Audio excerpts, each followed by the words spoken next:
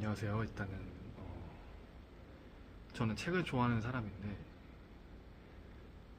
이 오늘은 또 책에 대해서 얘기를 해보려고 합니다. 뭘 해야 될지는 참 모르겠는데 일단은 해봐야 되니까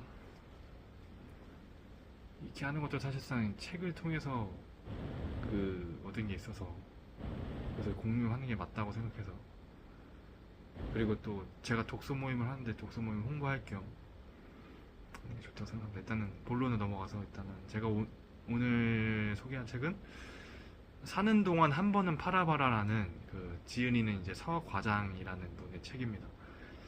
제가 일단은 한 번 쭉 읽어보면서 요약을 일단 제가 알아볼 수 있게 다 해놨기 때문에 그 요약본을 제가 읽어가면서 네, 그때마다 이제 생각나는 것들을 한번 말해보겠습니다. 그렇게 많지는 않습니다. 네.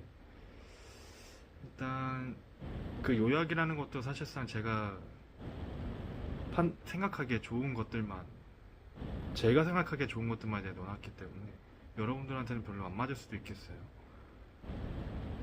일단은 전적으로 마케팅에 대한 책이고요.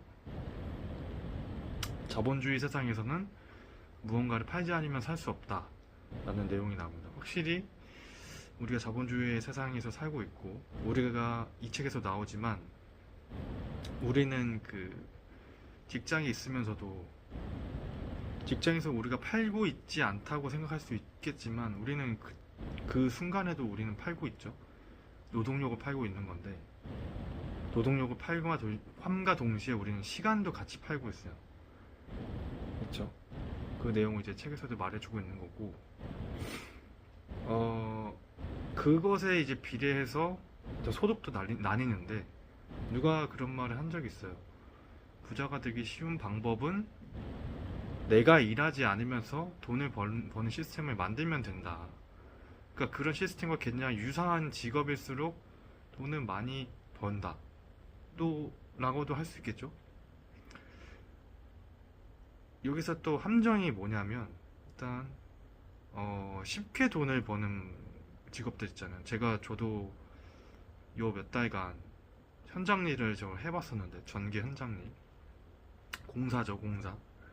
돈을 정말 저는 아무것도 능력이 없는데도 불구하고 돈을 꽤 많이 받습니다. 하는 만큼 벌어요. 하는 만큼 버는데 그렇게 진입 장벽이 낮잖아요. 진입 장벽도 낮고 제가 직접 해야 됩니다. 직접 해야 됨과 동시에 시간도 많이 들어요. 제가 한 7개월 정도 했는데 굉장히 몸이 갈렸습니다. 몸이 갈리면서 거의 이거 하면서 느꼈어요. 아, 이거는 오래 할 수 있는 직업은 아니구나. 물론 이제 신체적으로 좀 단련이 돼 있고 그런 일을 좋아하시는 분들이 있을 테니까 그런 분들한테는 맞겠죠. 근데 저는 책을 좋아하는 사람으로서 아, 이거는 뭔가 안 맞다 나랑은 그런 생각이 들었어요. 그래서 못할 것 같고. 근데 이제 반대적으로 이제 이 책에서 나오는 이분은 이제 서 과장님이 이제 사업가이자 이제 마케터죠. 판매자이기도 하고. 강조하는 것은 이제 돈 버는 시스템을 만드는 건데 우리가 가장 쉽게 접근할 수 있는 것은 다른 사람의 물건을 파는 거라고 해요.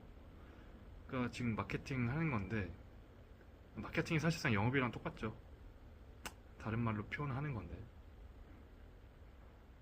그래서 그 마케터보다 조금 덜한 것들, 이때면 뭐 기술자도 있고 의사도 있고 제일 접근하기 쉬운 거는 이제 배달 대행, 돈 많이 버는 것들 중에서 그런 것들이 있는데 지금 이제 보면 들으면서 아시겠지만 마케터를 빼고 지금 뭐 기술자나 의사나 배달 대행이나 이런 것들은 다 자기가 이제 몸을 쓰는 것들이죠. 우리가 직접 몸을 투자를 해야 되고 시간을 들여야 되고 그러니까 시간과 우리가 구분이 되어 있지가 않은 거죠. 시간과 우리가 구분이 되어 있지가 않아요. 그래서 전적으로 우리가 시간을 들이지 않는 이상 돈을 벌 수 없는 구조라는 거죠. 근데 반면에 마케터는 내가 시간을 들이지 않아도 돈을 벌 수가 있어요. 왜냐면 온라인을 통해서 뭐 시스템을 만들었든 뭐 다른 사업체도 마찬가지죠. 공장이라든가 이런 것들도 사업가들 이런 것들 사실상 오프라인 온라인이든 구분할 것 없이 그냥 나 이외에 누가 돈을 뭐 벌어준다든가 그런 시스템이 돌아간다면 그 자체가 일단은 부로 가는 통로다. 뭐 이거를 뭐 책에서도 이제 말을 하고 있는 것이고. 자, 그럼 마케터의 이제 첫 시작은 이제 블로그를 쓰는 일인데, 블로그의 글도 SEO라는 이제 알고리즘에 맞게 글을 또 써야 된다. 이런 것도 강조하고 있고요. 또 이제 글을 읽으면서 말을 하는 게, 우리가 일상적으로 생각하는 것들 중에서 뭐 레드오션, 블루오션 말을 하잖아요. 뭐 돈은 블루오션에서 벌어야 된다 그런 이제 통념이 있는데, 여기서 이제 저자는 다른 말을 하고 있는 게, 돈은 레드오션에서 벌어야 된다고 해요. 레드오션은 사실상 시장이 크고 이미 사람들이 많이 하고 있어요. 그러니까 시장이 크다는 것 자체가 우리가 점유율이 작아도 돈을 많이 벌 수 있다는 걸 뜻하죠. 근데 블루오션 같은 경우에는 시장 자체가 작기 때문에 우리가 많이 점유해도 레드오션에서 그 엄청난 시장의 크기를 자랑하는 레드오션에서 조그만의 시장 점유율을 차지한 것보다도 많이 못 번다는 거죠. 블루오션에서 점유율을 많이 높여도. 그 얘기를 하는 것에서 제가 조금 맞는 말이다라고 좀 생각을 하게 됐고, 그럼에도 불구하고 경쟁이 너무 치열하지 않을까 그런 생각을 해요. 뭐 나중에도 다뤄볼 얘기가 있겠지만 제로 투 원이라는 이제 책을 보면, 또 최근에 읽은 뭐 여러 책들을 보면 저는 이 얘기에 별로 공감은 못 하거든요.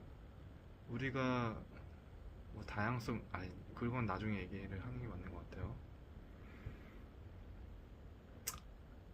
그래서 제품 뭐 핵심 가치를 올리는 방법, 제가 지금 방금 말하려던 건데, 독창성, 개성을 키우는 방법이 정말 베스트지만 그거를 위해서는 이제 자본과 시간이 엄청나게 들기 때문에 이 책에서 말하는 것은 그것보다는 그건 내가 지금 통제를 할 수 없는 부분이니까 그냥 팔 때 핵심 가치를 올려서 고객들한테 설득해서 파는 게 아니라 이 제품의 다른 새로운 가치, 좋은 장점들을 부각시켜서 판다는 거죠. 그것도 굉장히 좋은 방법이에요. 이태면 뭐 제가 커피를 마신다고 치죠. 커피를 마시면 이제 잠이 깨는 효과도 있겠지만 여러 가지 장점이 있잖아요. 잠도 깨고 장의 이제 세균총도 좋아지면서 또 좋아진다는 거죠. 그러니까 양측 두 가지 뭐 여러 가지 장점이 있겠지만, 누군가에게는 이제 잠을 깨워야 되는 장점이 정말 필요할 수도 있고 누군가에게는 장 건강을 위해서도 필요할 수 있어요. 저는 뭐 두 가지가 다 필요하지만, 그렇기 때문에 이제 카테고리를 나누는 거죠. 타겟층을 나눠서 뭐 이때면 이것도 뭐 디지털 마케팅으로 해서 타겟층을 골라서 이제 홍보를 할 수가 있겠죠. 커피 정말 뭐 카페인 정말 잠이 깨는 걸 원하는 뭐 수험생이라든가 공부하는 사람들한테 강조할 수도 있고 여기 장의 세균총이 정말 중요한 사람들한테는 뭐 따로 해가지고 아무튼 그렇게 홍보를 할 수 있겠다. 뭐 지금 예시를 커피로 들었지 다른 것도 마찬가지이죠. 그러니까 장점들은 여러 가지가 있으니까.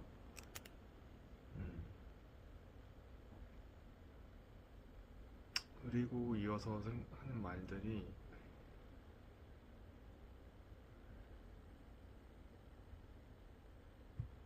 좀 유심 있게 봤던 게, 이제 에디슨의 이제 사람들이 이제 생각이라는 노동을 피할 수만 있게 하면 인간은 또 수단과 방법을 가리지 않을 것이다라는 말을 해요. 참으로 말이 맞는 말인 게, 저는 생각하는 걸 되게 좋아하는데 내가 싫어하는 일에 대해서는 정말 꿈에도 생각하고 싶지 않단 말이에요. 저는 이때면 뭐 요리를 별로 좋아하는 성격이 아닌데 요리에 대해서 생각을 하라고 하면 정말 짜증나죠.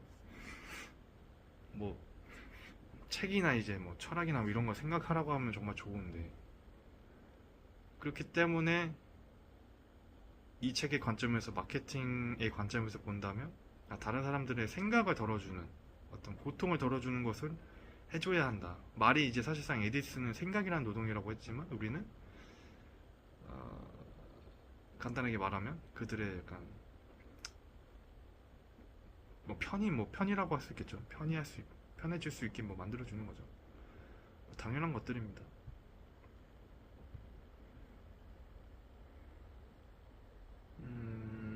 좀 하면 할수록 계속 길어지는 것 같은데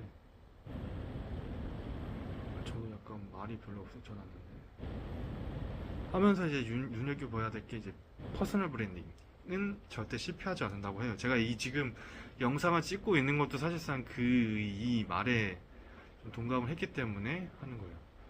내 성장 과정과 실수 등을 그냥 바로 오픈하라고 해요. 책에서 나오는 게 그 서과장이 본인의 이야기인지 모르겠지만 자기 유튜브를 하면서 실패했던 과정을 그냥 적나라하게 말을 합니다. 보여줍니다. 보여주면서 난 이런 사람이고 이런 실수도 했다 하면서 우리가 느끼는 것은 물론 악플도 달 수 있겠지만 그 사람에 대해서 뭔가 인간적인 면모를 우리가 느끼게 되잖아요. 아, 이 사람 그래도 인간적이네, 그래도 사람적이네, 좀 솔직하네, 이러면서 그 사람의 제품을 더 이제 사랑하게 되고 뭐 빠져들 수가 있다는 거죠. 사실상 일리 있다고 생각해요. 그래서 저도 원래 이제 어떤 우리 사람들은 좀 완벽해야 된다고 생각하잖아요. 어쩌면 이렇게 영상을 찍을 때도 정말 완벽하게 해야 될 것이다. 근데 그렇게 생각만 하면은 안 되는 것 같아요. 생각만 하면은 실행할 수가 없다. 그래서 지금 저도 면도도 안 했는데 지금 이렇게 올리는 거고, 그게 무슨 결과가 일어날지는 모르겠어요. 그리고 일단 이런 온라인 마케팅 자체가, 온라인에 퍼트리는 것 자체가 일단 사람도 되게 많고요. 풀 자체가 많고, 그래서 정말 하지 않을 수가 없다 고 생각을 합니다, 저는. 그리고 또 유심히 봐야 될 게 손실 회피 편향이라는 게 나와요. 되게 인상 깊은 이야기인데, 프리랜서를 이 서과장님이 고용을 하는데 건수마다 돈을 줬대요. 돈을 줬기 때문에 유튜브나 뭐 이런 것들이겠죠. 할 때마다 건수가 들어가니까, 이거 할 때마다 돈이 들어가니까 안 쓰게 된다는 거죠. 그러니까 영상을 좀 많이 찍어야 되는데 이 자꾸 한 건마다 돈을 줘야 되기 때문에 그 손실에 대해서 계속 생각을 하게 되니까 회피를 하게 된다는 거죠. 저도 이제 그걸 보면서 생각을 한 거죠. 저 같은 경우는 뭐 정말 귀찮아짐이 심해가지고 정말 집에서 별로 나가고 싶지는 않은데, 안 나가면 그냥 손해죠. 근데 나가면은 막 커피값도 써야 되고 뭐 사람들 만나야 되고 막 면도도 해야 되고 귀찮은 게 너무 많잖아요. 아무튼 이 서과장님은 그래서 그 편향을 알고 아예 그냥 직원을 채용을 해버렸다고 해요. 그냥 프리랜서를 쓰지 않고 그냥 채용을 하는 거예요. 그 한 달에 월급이 나가겠죠. 나가는데 적어도 한 건마다 돈이 나가진 않아서 생각을 하진 않겠죠. 근데 한 방에 팍 나가버리니까, 이를테면 뭐 200만 원, 300만 원이 나갔다고 쳐요. 그러면 내가 일단 저질렀으니까 무조건 유튜브를 찍어야겠다 이런 생각밖에 안 드는 거죠. 그러니까 저질러 버리는 거예요. 저질러 버리는 거. 일단 저지르는 게 중요하다. 저도 그렇게 보면서 나도 이 손실 회피 성향을 없애려면 일단 뭔가를 저질러야 되는구나, 이런 걸 좀 느끼게 됐습니다.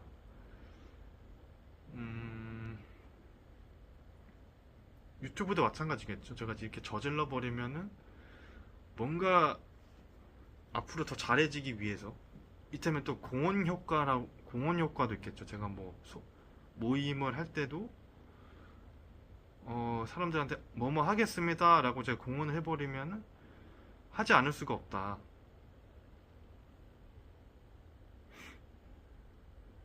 다른 얘기는 좀 길어질 테니까 안 하는 게 낫겠고. 아무튼 그리고 또 마지막으로 또 너무 할 얘기 많은데,